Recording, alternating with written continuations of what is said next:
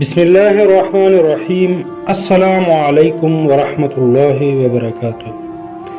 سیرت النبی صلی اللہ علیہ وسلم، قسط نمبر 8۔ بت پرستی کیسے شروع ہوئی؟ جب حضرت ابراہیم علیہ السلام نے حضرت اسماعیل علیہ السلام کے ساتھ مل کر خانہ کعبہ کی تعمیر کی تو آپ کی تبلیغ سے قبائل جرہم و قطورہ نے دین ابراہیمی قبول کر لیا اور اللہ کو ایک خدا مان لیا۔ حضرت ابراہیم علیہ السلام کے بعد حضرت اسماعیل علیہ السلام کے اثر سے بعد میں مکہ آباد ہونے والے بھی دین حنیف یعنی حضرت ابراہیم علیہ السلام کا دین قبول کرتے رہے۔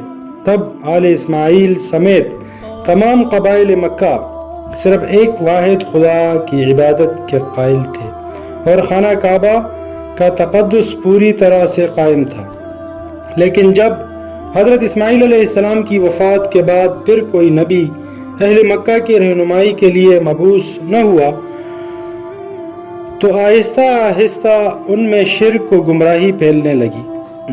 پچھلی ایک قسط میں ذکر کیا گیا کہ جب مکہ پر قبیلہ عیاد و بنو خزاعہ یکے بعد دیگرے حملہ آور ہوئے تو بنو اسماعیل کے کئی قبائل کو مکہ چھوڑنا بھی پڑا۔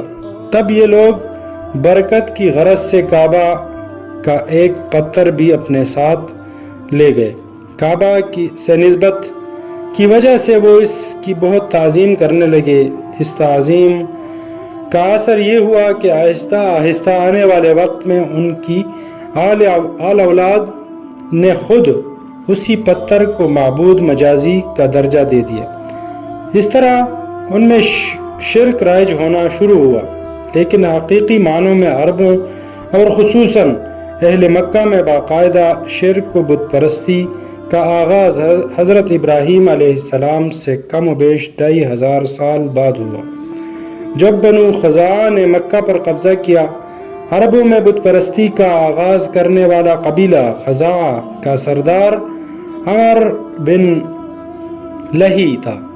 یہ شخص خانہ کعبہ کا متولی تھا۔ ایک بار جب وہ شام گیا تو وہاں اس نے لوگوں کو بتوں کی پرستش کرتے دیکھا۔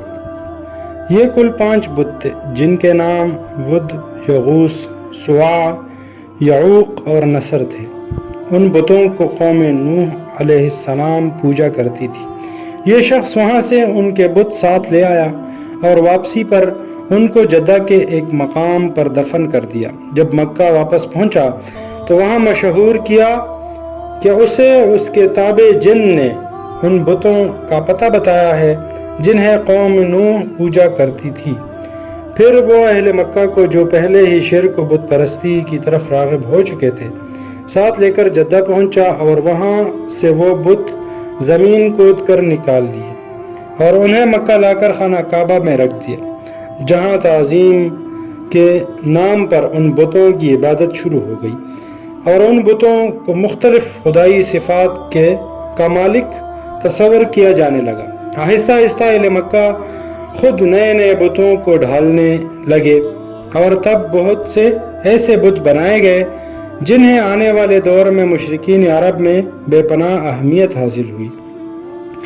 چونکہ کعبہ کی وجہ سے مکہ پورے جزیرہ نما عرب کا مرکز تھا، تو جب باہر سے مختلف قبائل کے لوگ حج کے دنوں میں مکہ آتے تو وہاں ان بتوں کی پرستش ہوتے دیکھ کر واپسی پر ان بتوں کی شبیہیں بنوا کر ساتھ لے جاتے اور اپنے علاقے میں ان کو نصب کر کے ان کی پوجا شروع کر دیتے۔